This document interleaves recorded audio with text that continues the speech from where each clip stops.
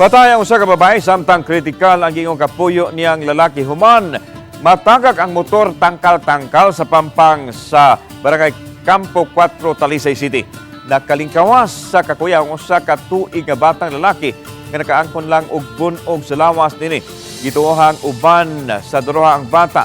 Sa inisyal nga pakisusi mato ni Joy Tumulak ang hipi sa titituda nga manguykoy og bus sa dapit maoy nakapahibaw kanila kabahin sa lalaking angol nga ilang nakitaan pasado alas 10 ganinang buntag. Base sa ID nga nakuha sa City Tuda na gidawd og 39 anyos ang lalaking biktima.